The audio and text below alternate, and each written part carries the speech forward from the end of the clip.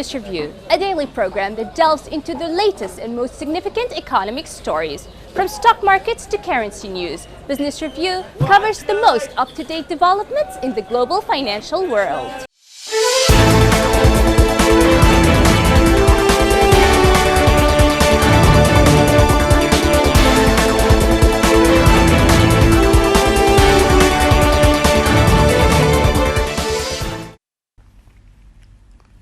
Prime Minister Scott Morrison said the Australian authorities would bring forward considerations on whether to relax coronavirus-related mobility restrictions to Friday, May the 8th, as the growth rate of the new infection slowed. Morrison, following a national cabinet meeting, urged Australians to download an app aimed at tracing contacts of patients, saying it was a precondition to relaxing containment measures. Morrison also said the country's relationship with China mutually beneficial, aimed at intensifying row with Beijing over a proposed international inquiry into the outbreak. He said Australia had no information that would indicate that the virus began in a laboratory, contradicting US President Donald Trump, who said he was confident the virus may have originated in a Chinese virology lab.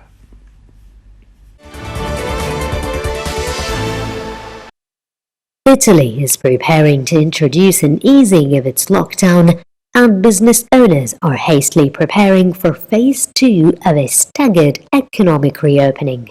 Some measures are being lifted in the country that has experienced Europe's longest coronavirus lockdown, bringing hope of Italy returning to something nearing normal. Now their excitement is muted by the knowledge that in the end, many of the restrictions of the past 8 weeks will remain in place, while confusion reigns over those that will be lifted. The daily tally of fatalities and new infections have slowed more gradually than the government hoped, prompting Prime Minister Giuseppe Conte to adopt a slow approach to ending the lockdown, which will be constantly adjusted depending on contagion trends. People will be able to leave their homes more freely and more workplaces will be allowed to reopen, provided they can meet social distancing rules, but most shops will stay shut until May 18th, and restaurants and bars can only offer takeaways. Schools, cinemas, theatres, museums and hairdressers remain shut to be reopened at staggered future dates. Parks will reopen and Italians can run and do other outdoor activities so long as they stay 2 meters apart. Masks will be obligatory in all closed spaces to be bought at pharmacies at a subsidized price of €0.5 each. The easing of the lockdown has been blighted by a lack of clarity over exactly what activities will be allowed and even whose houses people will be able to visit. The confusion was only worsened by guidelines issued by the government over the weekend, which quickly were criticized on social media. These spelled out that visits to even distant relatives will be allowed, including the children of cousins or the cousins of spouses, as well as visits to anyone with whom one has a stable bond of affection. However, they did not say whether friendship counted as a stable bond of affection until an off-the-record message to media outlets from the Prime Minister's office explained that visits to friends are still not permitted.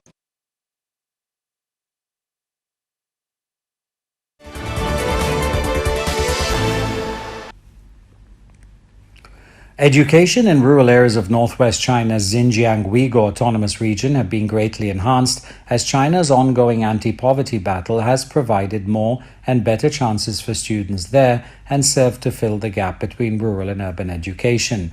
Among the rural areas is Yengisar County in the southwest of Xinjiang, as local children enjoy much of what they thought wouldn't be possible. Children in Sunshine Elementary School can have music classes, with each one equipped with an electronic organ, something most of them never had until 2 years ago. Weak economic foundations have dragged education in many parts of Xinjiang and China far behind the rest of the country. Thanks to the nation's ongoing poverty reduction battle, the school was established in 1935, experienced a makeover finally in 2018. Like most parts of the region, there has long been poverty and poor public facilities, including schools. Many families make a living used to their top priority, not education.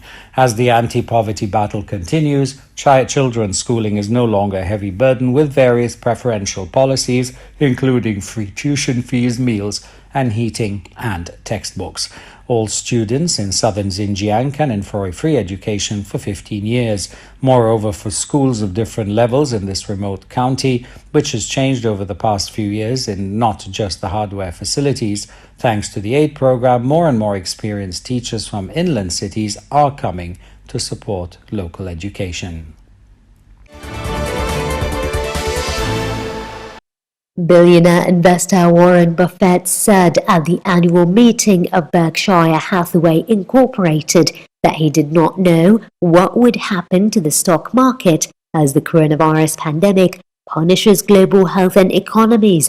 The 89-year-old opened the meeting in Omaha, Nebraska, with the remarks to soothe anxious investors, urging them to stay committed to stocks despite this year's bear market, even if the pandemic gets a second wind late this year.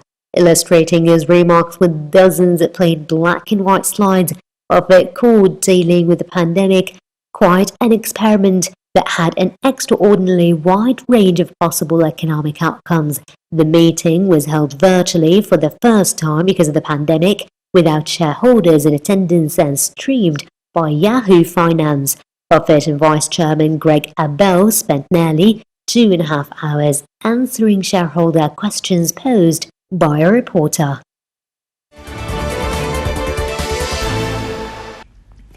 Spain's Prime Minister Pedro Sanchez said that the use of face masks on public transport would be compulsory.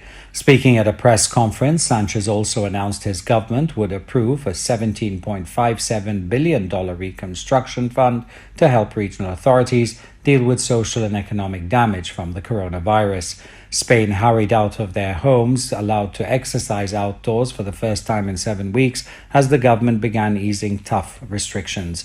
Hit by one of the world's worst COVID-19 outbreaks, Spain imposed a strict lockdown in March, confining most of the population to their homes for all but essential trips. Sports and recreational walks were banned.